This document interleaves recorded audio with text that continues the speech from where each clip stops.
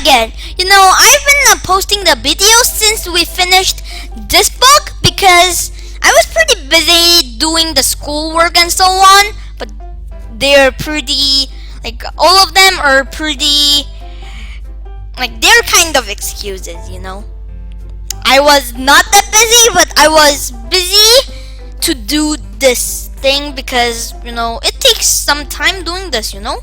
Sometimes I make mistakes, do it again, so and I'm a bit tired. And now I've rested enough, and I will take a lot of videos from now on, okay? So, and we finished this book, and it was really fun, right?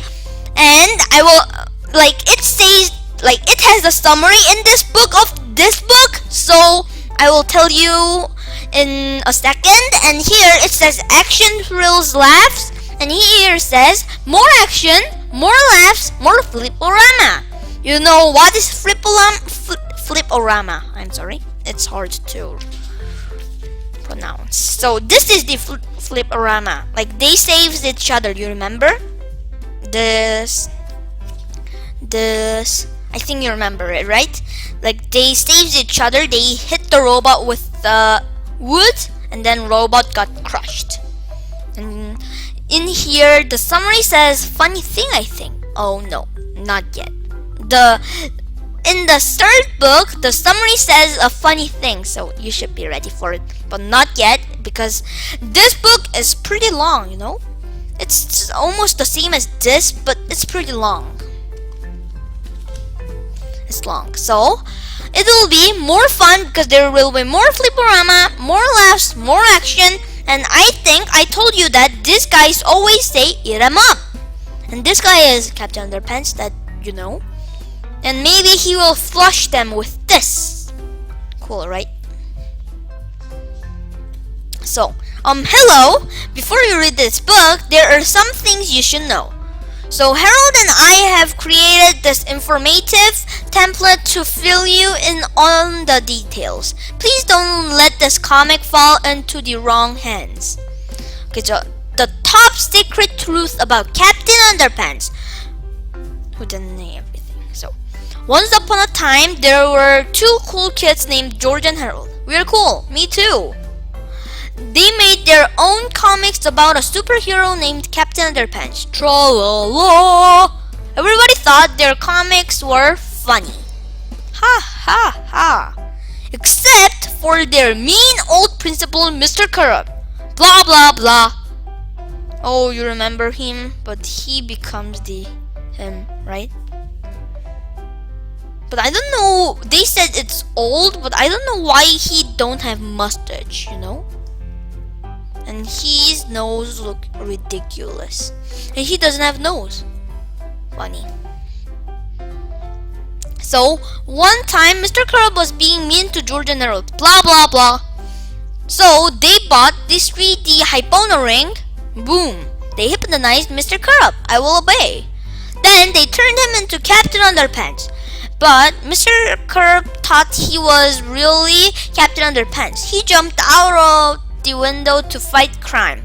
Uh-oh, tra-la-la, and then he fell down. George and Harold tried to stop him, but they had to save the world first. Oh, yeah, you remember?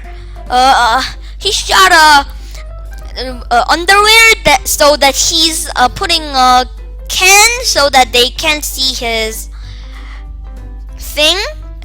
And the bad guy is Dr. Nappy. You remember it, right? And then when they got back to school, George poured water on Captain Underpants' head. And then he turned back into Mr. Corrupt, but something was wrong. Blah blah blah.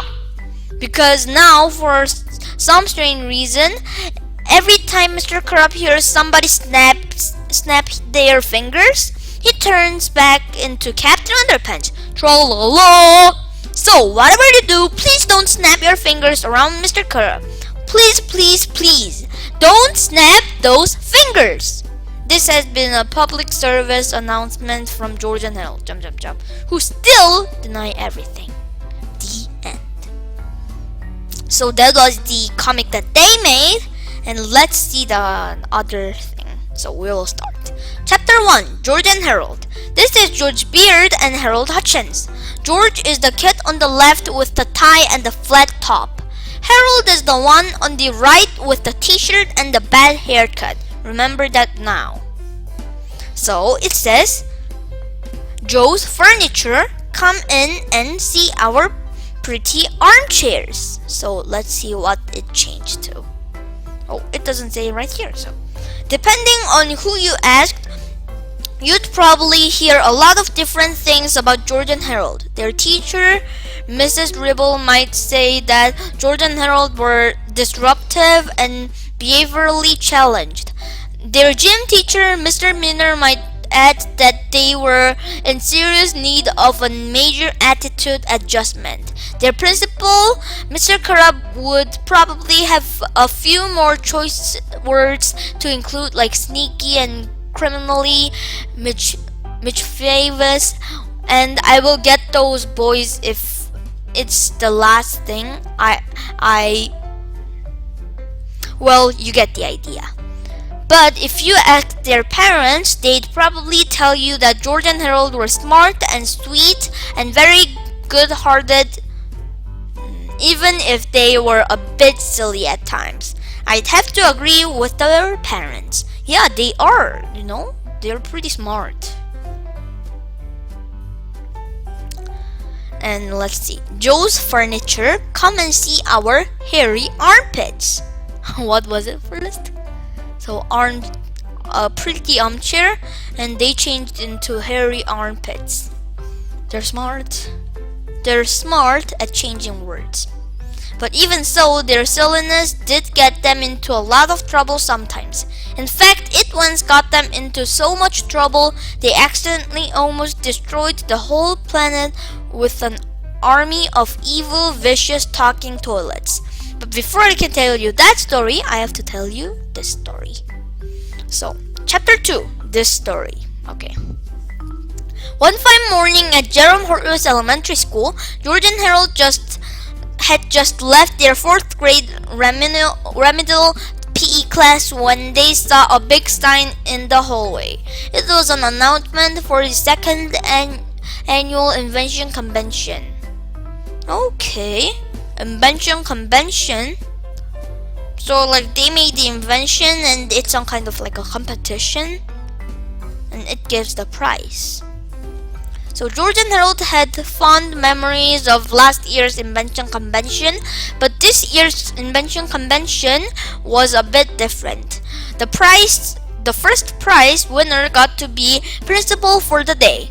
Wow, said George. Whoever gets to be principal gets to make up all the rules for the whole day, and everybody in school has to follow those rules. We have got to win first prize this year, exclaimed Harold. Just then, George and Harold's principal, Mr. Krupp, showed up. Aha! He shouted. I will bet you two are up to no good. Not really, said George. We were just reading about this year's contest. Yeah, said Harold. We are going to win first prize in the contest and be principals for the day. Ha ha ha, laughed Mr. Krupp. Do you honestly think I'd let you two enter this year's contest after that stunt you pulled at last year's invention convention? George and Harold smiled and thought back to the first annual invention convention. Okay, that invention convention was pretty fun, and actually it's the end of the chapter, and then you will notice that the last year's invention convention is pretty funny because they make some kind of a big event, and you will notice it in the next chapter, which is chapters 3 and chapter 4, and I will bring that next time, and I hope I can bring it faster. Yeah, and also I've got some things that I haven't mentioned. I think you find it out. So here it's except, I read that I accept, and I think it's except because it's S, but it should be C, They're getting a bit confused with S and C many times. And here, no. Yeah, I think like that was the only thing I just noticed now. So, but like the manual says that like when anyone snaps, he turns back into Captain Underpants. We read the thing, right? And they didn't have that kind of manual. They lost it. No, but they didn't lost it. They just, George said it's about comic. It happened in comic and he said it would work, and he just poured water and it really worked. And then he just went out of it, and then George said the manual was not in his trouser pocket, it was in his shirt pocket. What a weird thing. So that's the end. So here, but I think like this is a bit weird because it says last year's invention convention, but it should be first annual invention convention, I think, because like it shouldn't be last year's invention convention. No, it should be like a first year's invention convention, first invention convention, first annual invention convention. Maybe this is just their thought, you know. And it is really funny. They do some silly things, but in this invention convention, they don't participate, but they make a mess. So you will find out how do they do that in this book, but not in chapter 4, I think. Yeah, so see you next time. Bye!